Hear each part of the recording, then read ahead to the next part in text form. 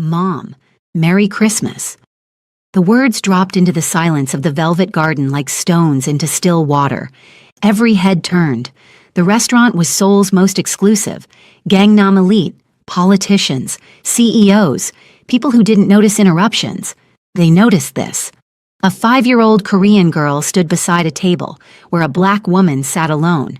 Red velvet dress, hands clasped, eyes wide and hopeful and terrifyingly serious, like she'd rehearsed this moment 1,000 times and couldn't afford to mess it up. Eme Okonkwo's wine glass stopped halfway to her lips. She didn't know this child, had never seen her before, but the girl was looking at her like she was something precious, something searched for, something finally found. "Mom," Hayun said again, softer now. "I finally found you. Merry Christmas." Eme's heart stuttered in her chest. "Sweetheart, I think you have the wrong person." Hayun shook her head, slow, certain. "No, you're the lady on Daddy's phone. He looks at your picture every day." A pause, her small voice trembling. "I asked him if you could be my mommy. He said it was complicated." Another pause. "But I don't think it's complicated. I think you're supposed to be my mom." Eme couldn't speak, couldn't move. This child, this earnest, desperate, hopeful child. "What's your name?" The question came out softer than Eme intended. "Hayun, I'm 5 years old." "Hayun, that's beautiful." The girl's face transformed, light breaking through clouds. "Really? You think so?" "I do." Eme smiled, the first real smile in 2 years, warm, unguarded, dangerous. "Do you want to sit with me, Hayun?" The dam broke. Hayun's composure crumbled. She scrambled onto the chair, then changed her mind and climbed directly into Eme's lap, small arms wrapped around her neck, a warm cheek pressed against hers. "I knew you'd be nice," Hayun whispered, holding on like Eme might disappear. "I knew it. Daddy said you were special, but I didn't know you'd be this nice." Eme's arms came up automatically, cradling this child she'd never met. The scent of strawberry shampoo filled her nose, something cracking open in her chest that she'd sealed, shut years ago. "Hayun." The voice came from behind them, deep, controlled, but with a tremor underneath that most people would miss. Eme looked up. Han Seung-woo stood 5 feet away in a black cashmere coat, her CEO, the man who ran the conglomerate she worked for, the man whispered about in boardrooms and feared in back alleys, the man worth billions who controlled half of Seoul's underground operations from behind a legitimate business empire, the man she had never looked at twice. He looked like he'd just been caught doing something he shouldn't, jaw tight, hands buried in his pockets. His eyes, those cold, calculating eyes that made grown men tremble, darting between his daughter and Eme, with something that looked almost like panic.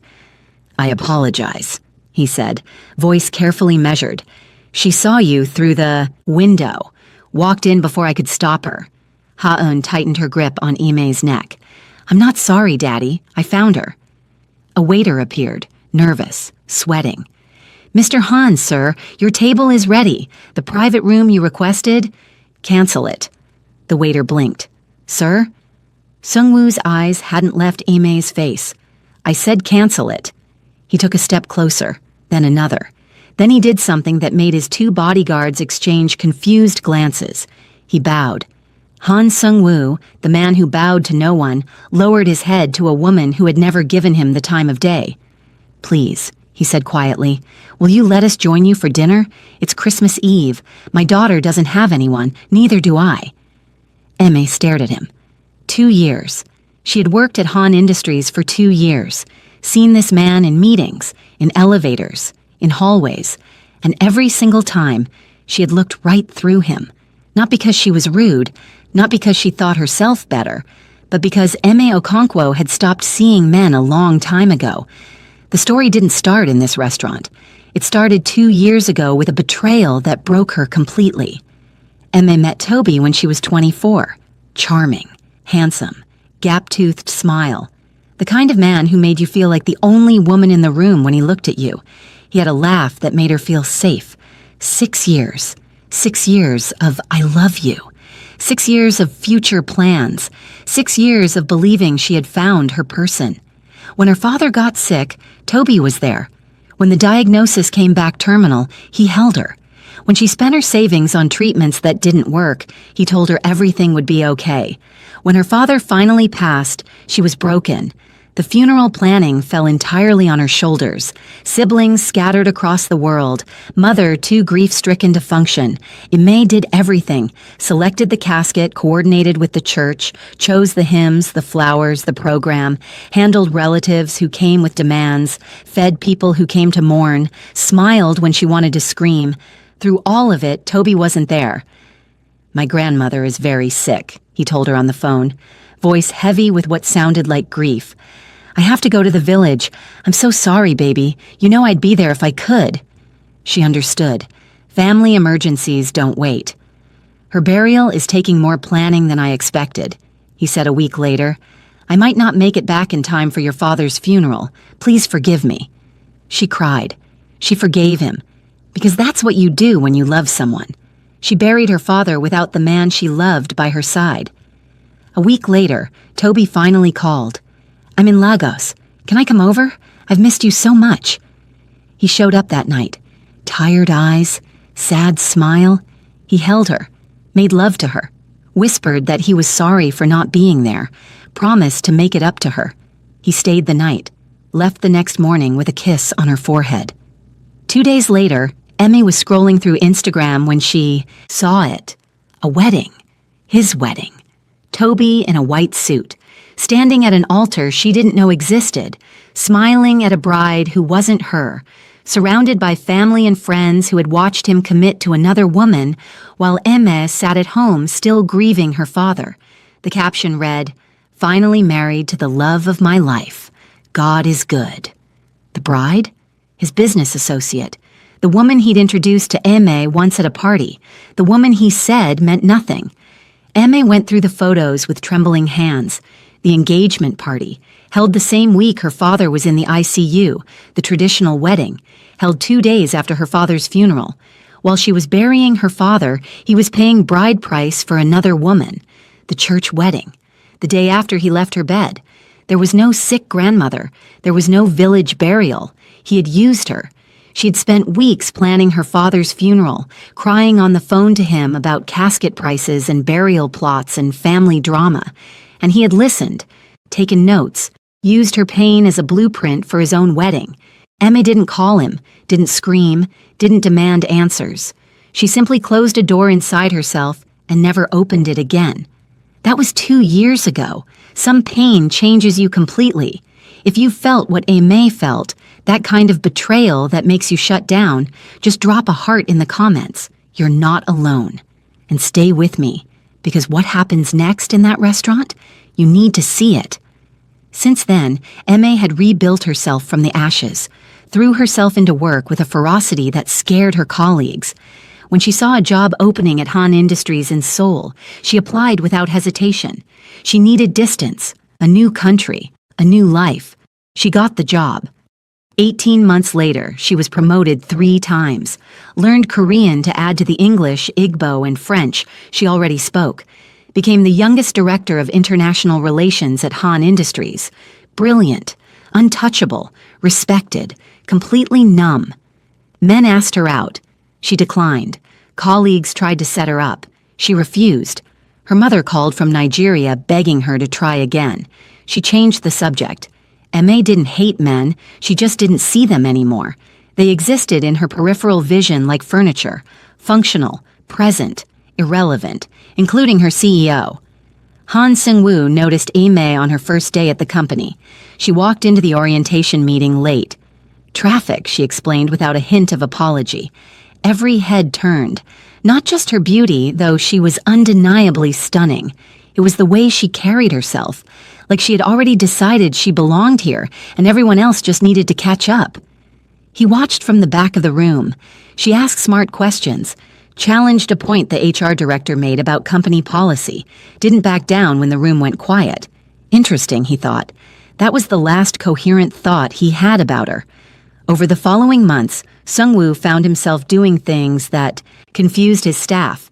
Attending meetings he usually skipped, if she was presenting, rerouting his morning walk through the building, past her department, memorizing her coffee order from overheard conversations, oat milk latte, 2 sugars, extra hot. His secretary, Mr. Park, had worked for him for 15 years, had seen his boss negotiate with politicians, threaten rivals, order things that couldn't be spoken of in daylight, but he had never seen him like this. "Sir, you're attending the International Relations Quarterly Review?"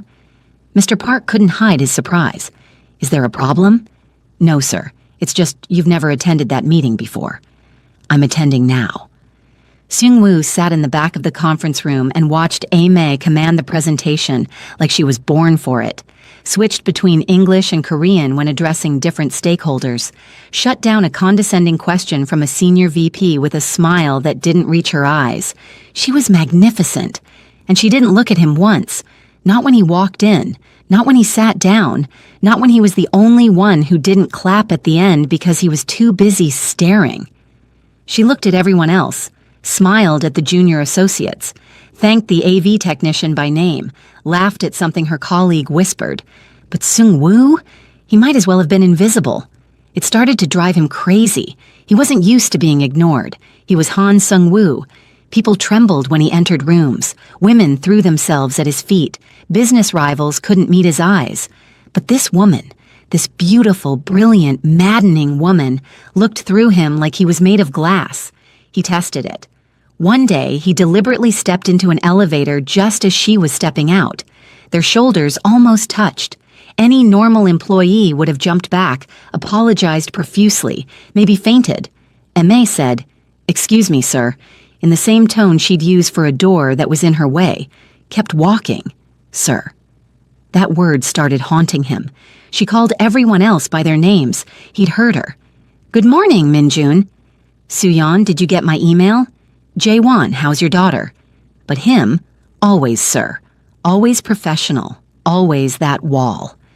The jealousy started slowly, then it consumed him. Company mixer. A-Mei standing near the bar, laughing at something a young marketing executive was saying, the man leaning too close, smiling too wide, touching her arm. Seung-woo's hand tightened around his glass until his knuckles went white. His bodyguard, Kang, noticed. "Sir, is something wrong?" "Who is that man?" "Which man, sir?" "The one talking to her, the Director of International Relations." Kang checked his phone. "That's Kim Dong-wook, sir, Marketing Department, hired 8 months ago." Seung-woo said nothing. The next week, Kim Dong-wook was transferred to the Busan office. Business decision, he told himself. The Busan office needed talent. Dong-wook was qualified, but he knew the truth. He didn't care. The jealousy got worse. Every man who smiled at her became an enemy. Every colleague who made her laugh was mentally marked.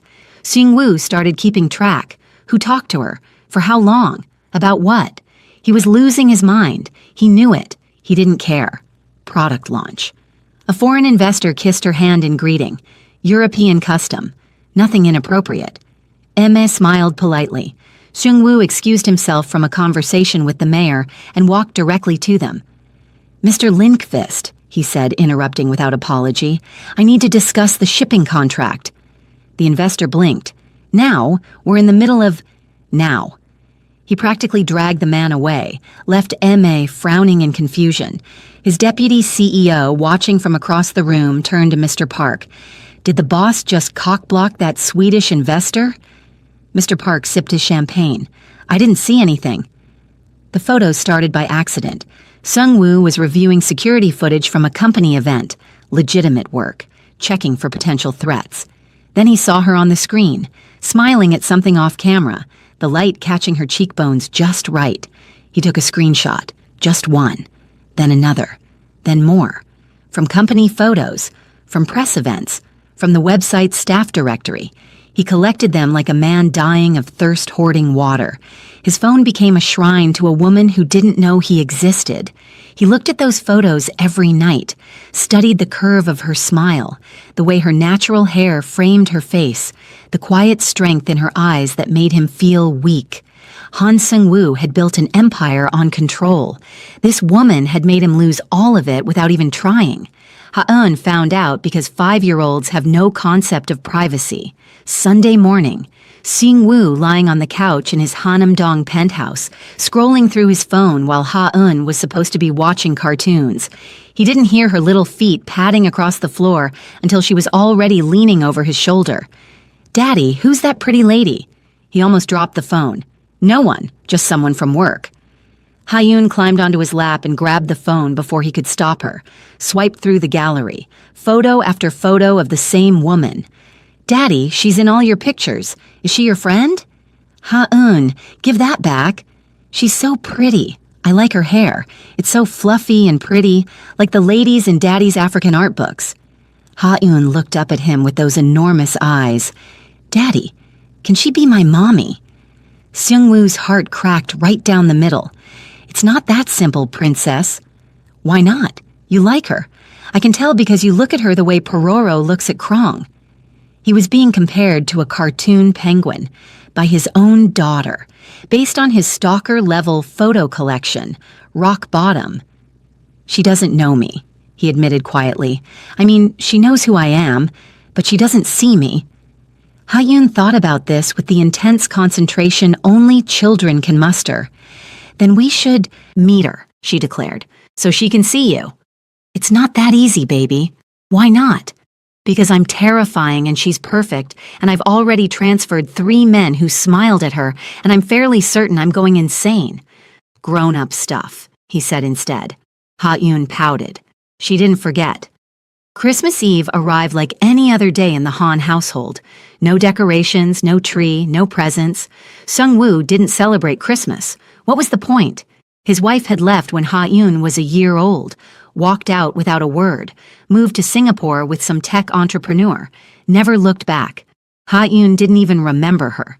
It had been just the two of them ever since, father and daughter against the world. But this year, Ha-eun seemed different. Kept looking out the window at the lights on the streets below, at the families walking by in matching sweaters, at the decorations in shop windows. "Daddy? Yes, princess? Can we go somewhere? I don't want to stay home." He looked at his daughter, 5 years old and already familiar with loneliness. It broke something in him. "Where do you want to go?" "Somewhere with lights and food and people who are happy." He made a call.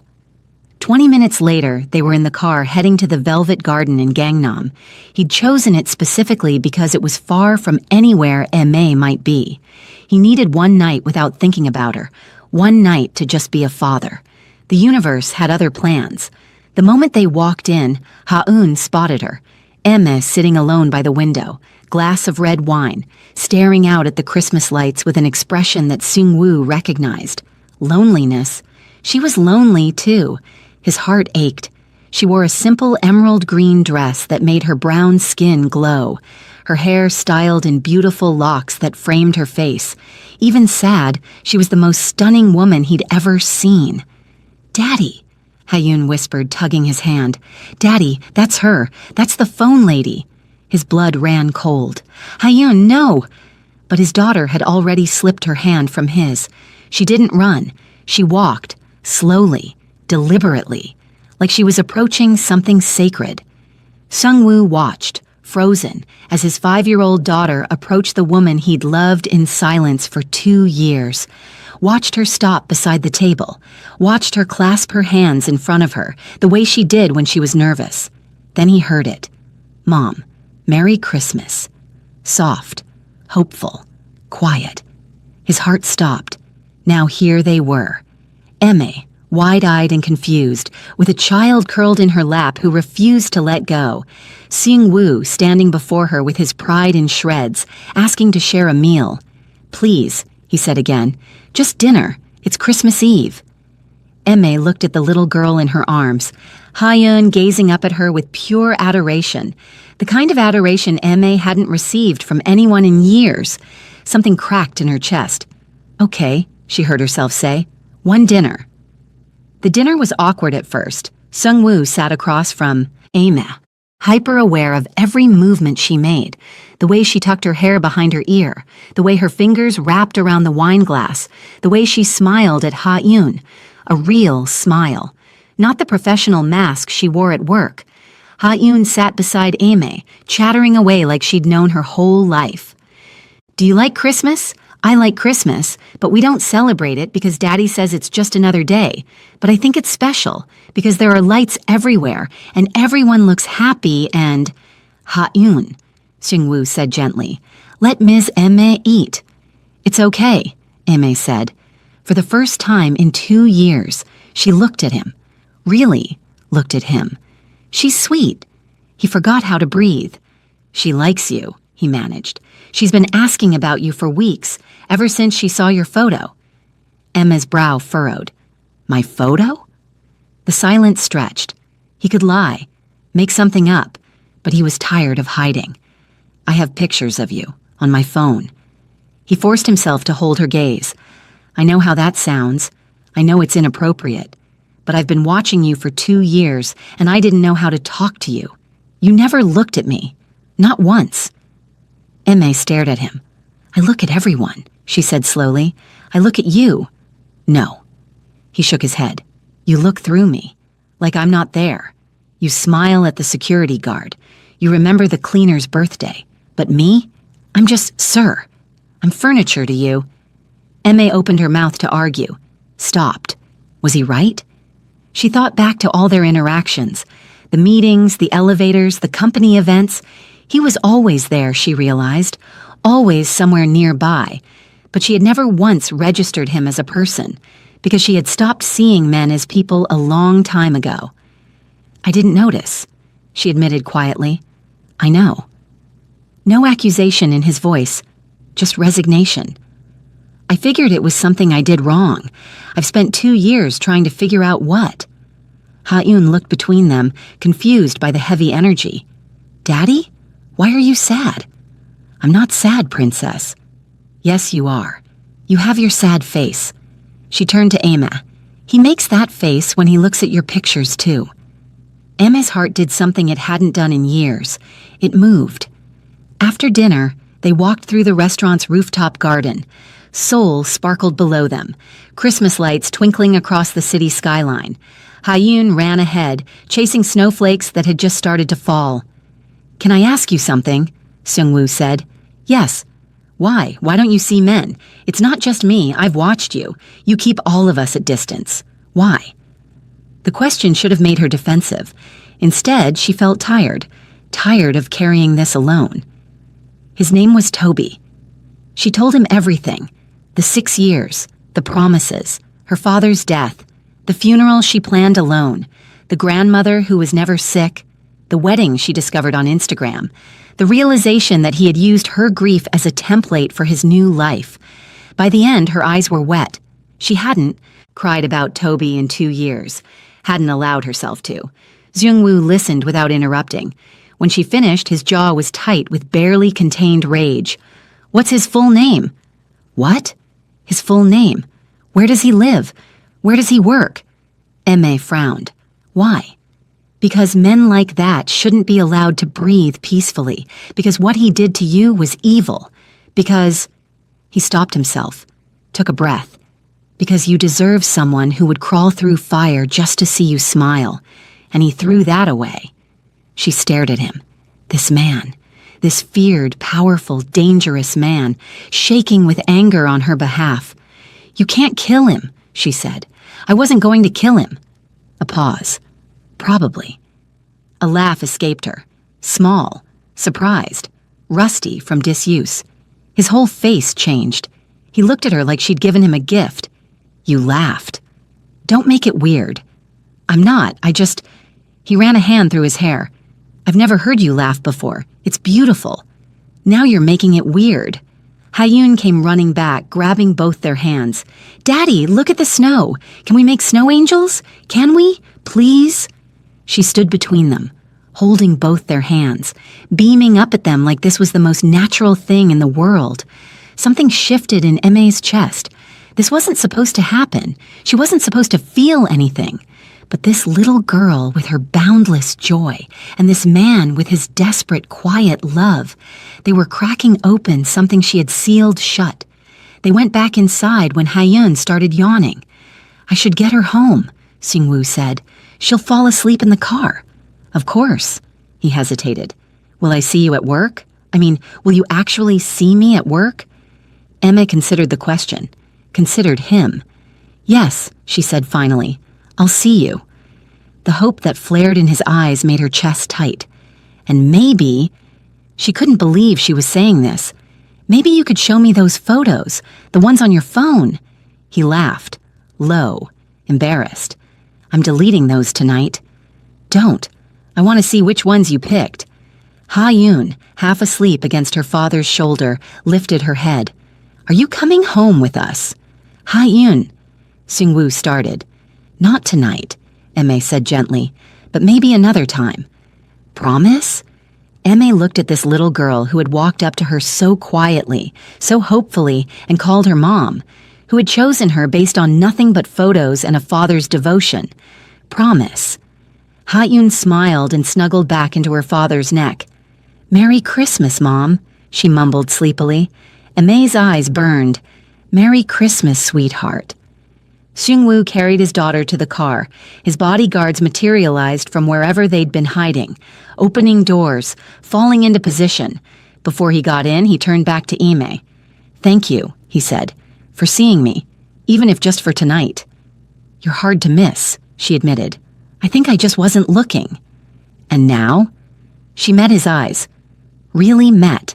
Them. Saw the man behind the power and the fear and the reputation.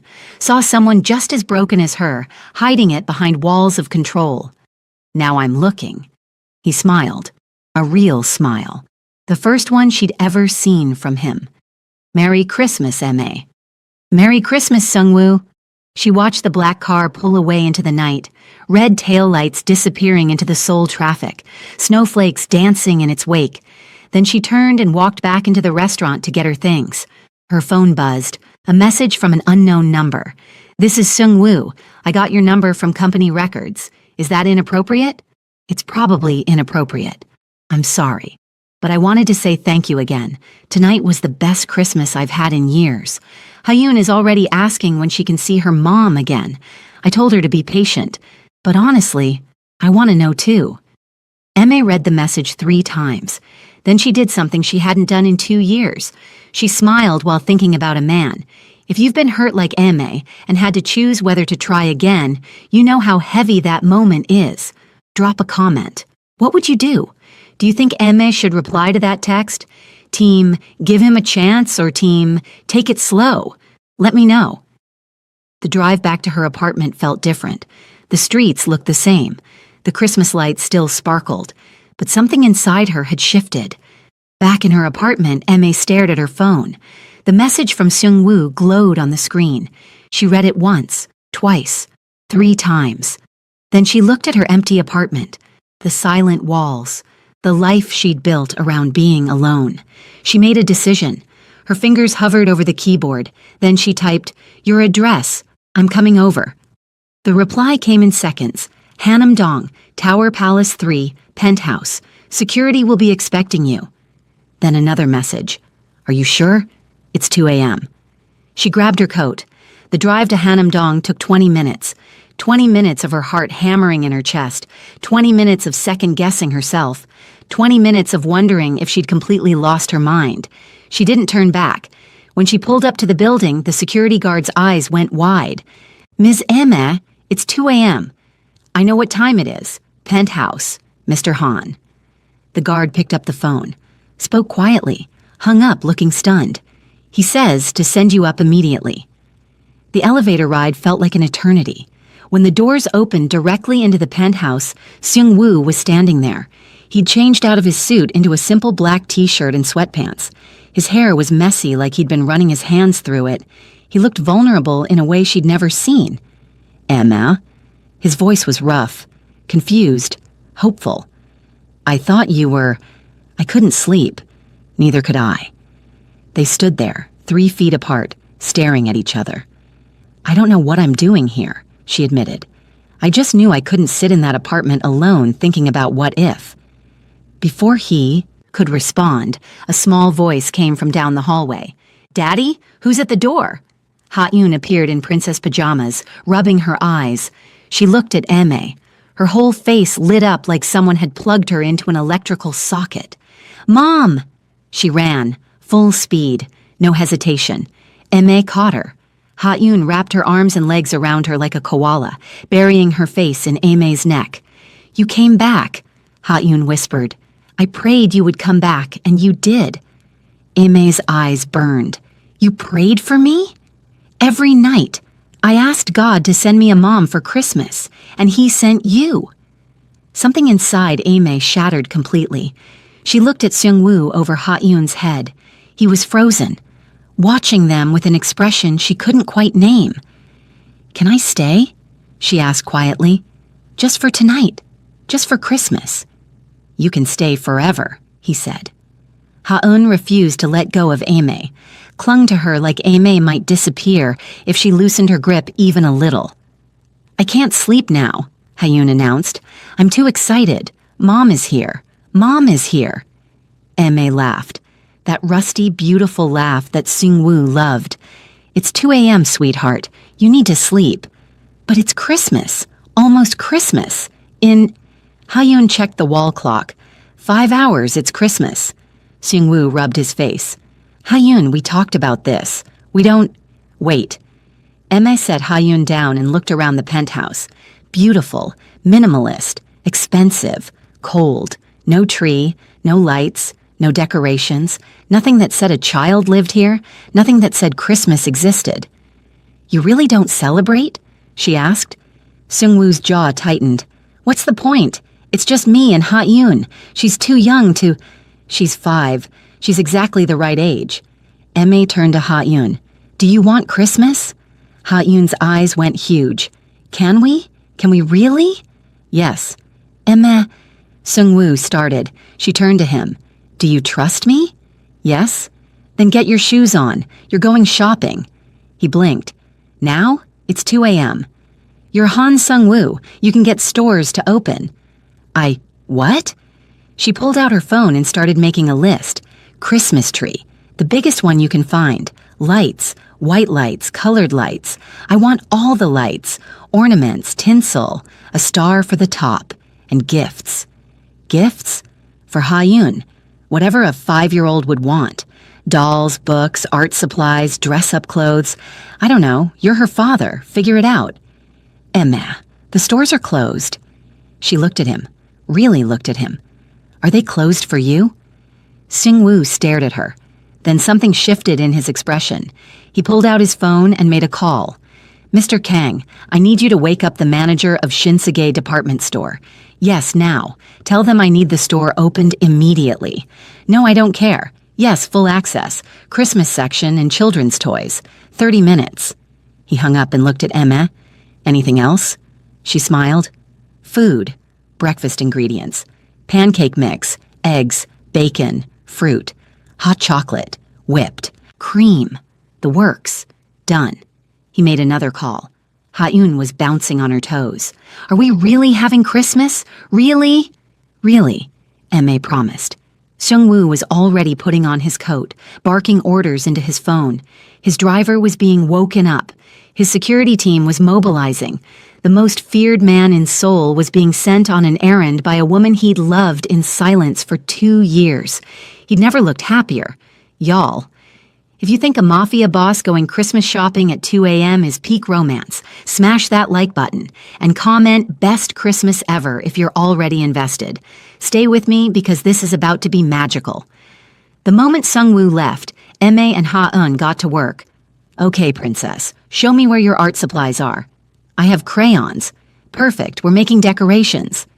They sat on the living room floor, this massive, expensive penthouse with its marble and its view of Seoul.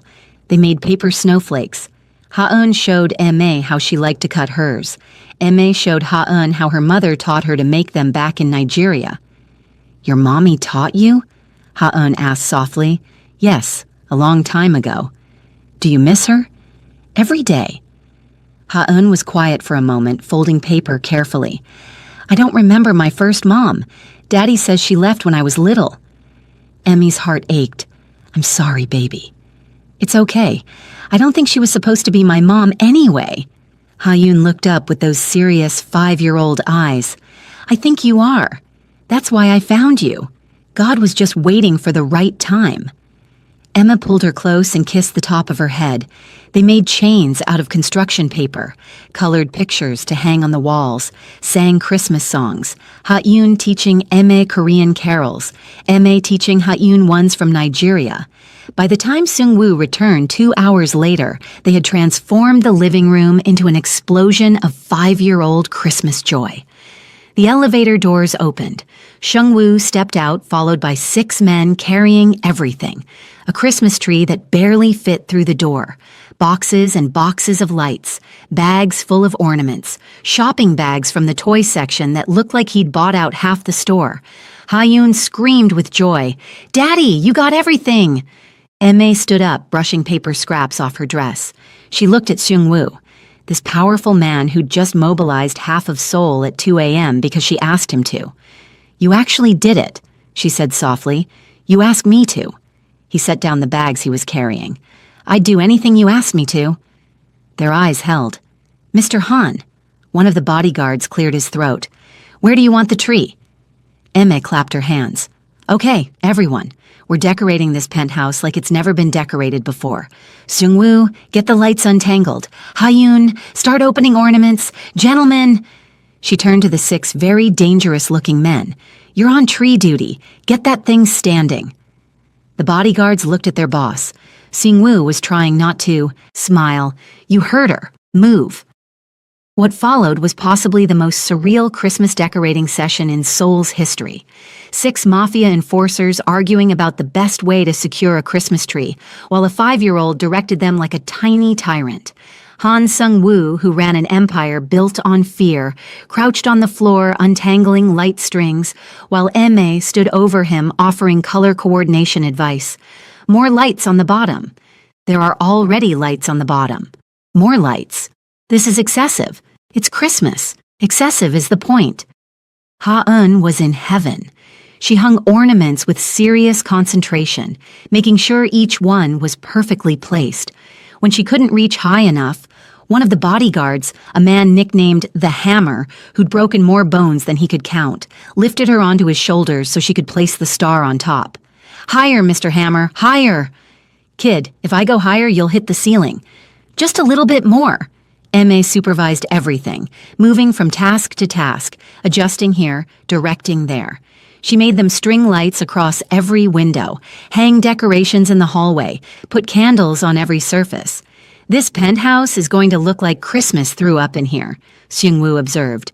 "Good," Eme said. "That's exactly what I'm going for." By 5 a.m., almost 3 hours after Seung-woo had first left, the penthouse was transformed. The Christmas tree sparkled with what had to be 1,000 lights. Ornaments covered every branch. Paper snowflakes hung from the ceiling. Garland wound around the staircase. Lights framed every window. The bodyguards had been dismissed with Christmas bonuses that made them bow deeply in gratitude. The food had been delivered and put away.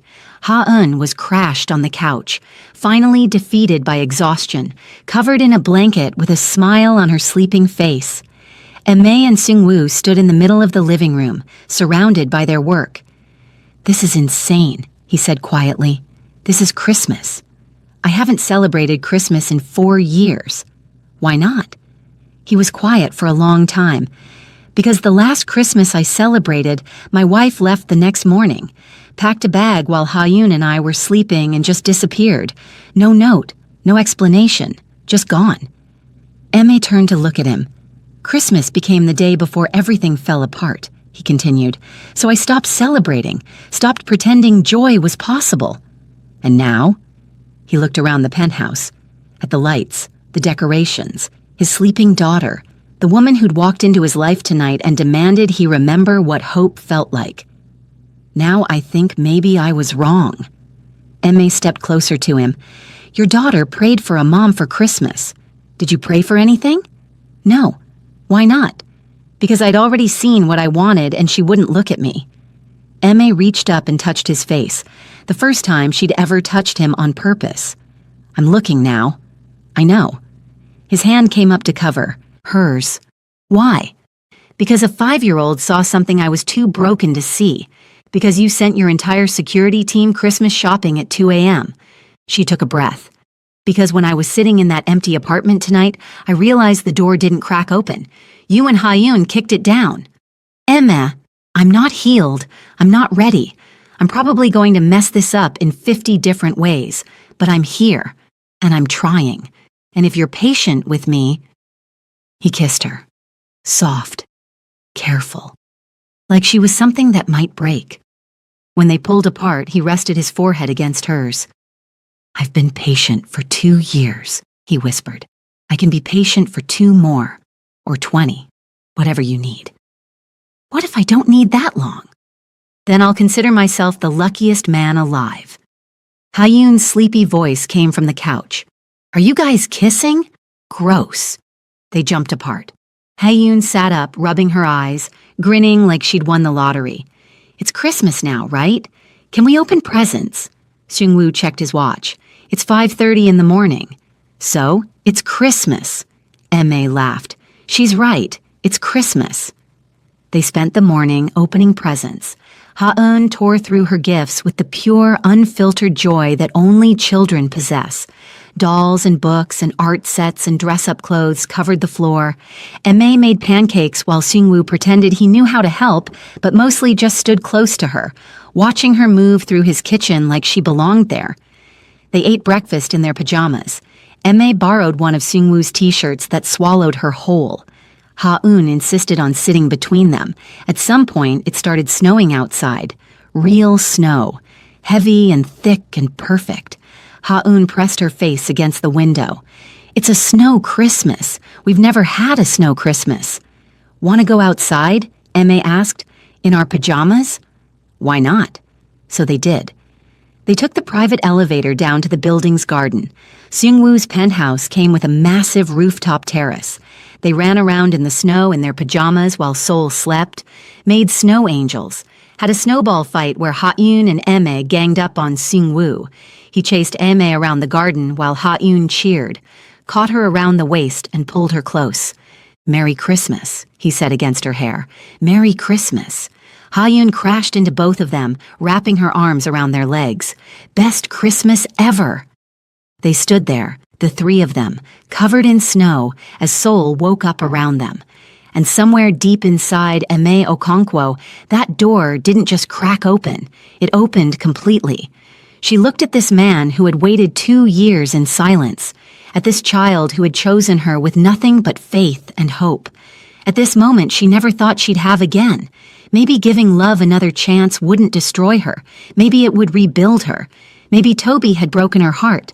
But these 2, this dangerous man with gentle eyes and this fierce little girl with a heart too big for her body, maybe they were the ones who could help her remember what it felt like to be whole. She wasn't healed yet. The scars were still there. But standing in the snow with them, watching Christmas morning break over Seoul, she realized something that made her chest tight with hope instead of fear. She was ready. Not perfect, not fearless, not completely mended, but ready to try again, ready to believe again, ready to love again. And sometimes, that's all healing ever is. Not the absence of fear, but the courage to choose hope anyway.